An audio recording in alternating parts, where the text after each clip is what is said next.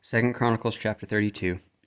After these things, the establishment thereof, Sennacherib, king of Assyria, came and entered into Judah and encamped against the fenced cities, and thought to win them for himself. And when Hezekiah saw that Sennacherib was come, and that he was proposed to fight against Jerusalem, he took counsel with his princes and his mighty men to stop the waters of the fountains which were without the city, and they did help him.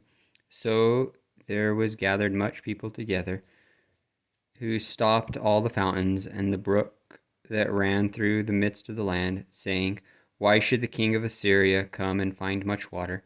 Also he strengthened himself and built up all the wall that was broken, and raised it up to the towers, and another wall without, and repaired Milo in the city of David, and made darts and shields in abundance. And he set captains of war over the people, and gathered them together to him in the street of the gate of the city, and spake comfortably to them, saying, Be strong and courageous, be not afraid nor dismayed for the king of Assyria, nor for all the multitude that is with him, for there be more with us than with him.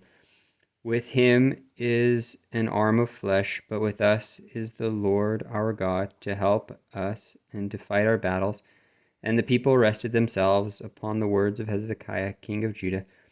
After this did Sennacherib, king of Assyria, send his servants to Jerusalem, but he himself laid siege against Lachish, and all his power with him, unto Hezekiah king of Judah, and unto all Judah that were at Jerusalem, saying, Thus saith Sennacherib, king of Assyria, Whereon do ye trust, that ye abide in the siege in Jerusalem? Doth not Hezekiah persuade you to give over yourselves to die to famine, and by thirst, saying, The Lord our God shall deliver us of the hands of the king of Assyria? Hath not the same Hezekiah taken away his high places and his altars, and commanded Judah and Jerusalem, saying, Ye shall worship before one altar, and burn incense upon it? Know ye not what I and my fathers have done unto all the people of other lands, where the gods of the nations in those lands any ways able to deliver their lands out of mine hand? Who was there among all the gods of those nations that my father utterly destroyed, that could deliver his people out of mine hand, that your God should be able to deliver you out of mine hand? Now therefore let not Hezekiah deceive you, nor persuade you on this manner, neither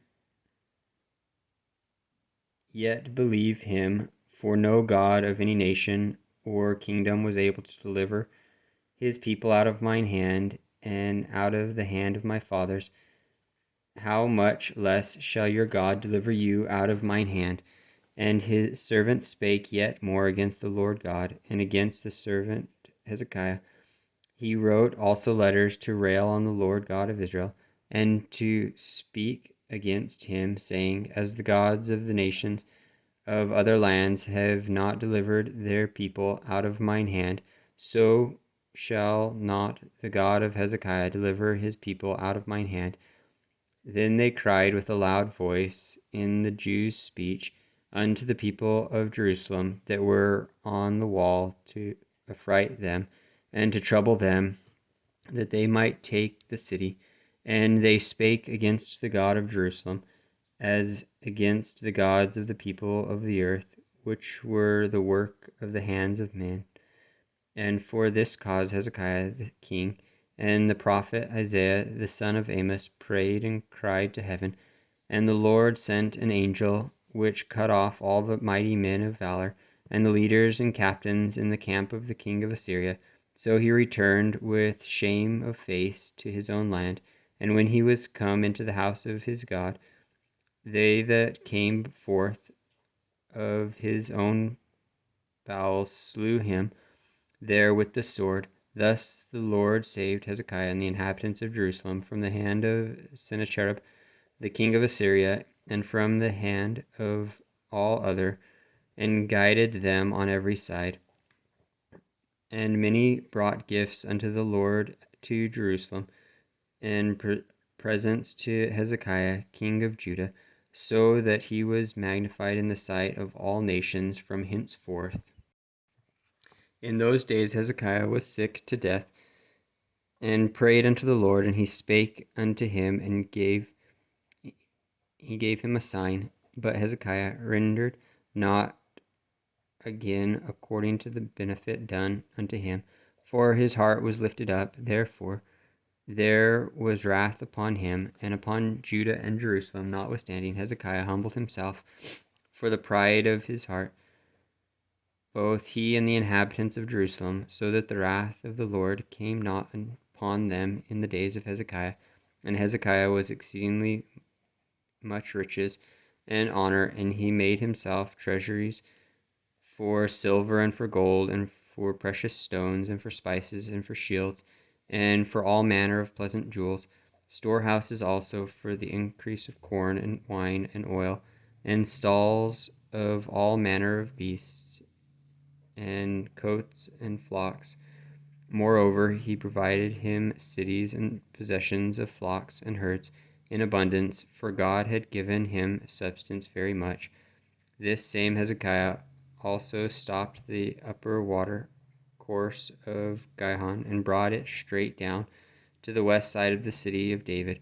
And Hezekiah prospered in all his works. Howbeit, in the business of the ambassadors of the prince of Babylon, who sent unto him to inquire of the wonder that was done in the land, God left him to try him, that he might know all that was in his heart. Now the rest of the acts of Hezekiah and his goodness, behold, they are written in the vision of Isaiah the prophet, the son of Amoz, and in the book of the kings of Judah and Jerusalem. And Hezekiah slept with his fathers, and they buried him in the chiefest of the sepulchres of the sons of David. And all Judah and the inhabitants of Jerusalem did him honor at his death, and Manasseh his son reigned in his stead.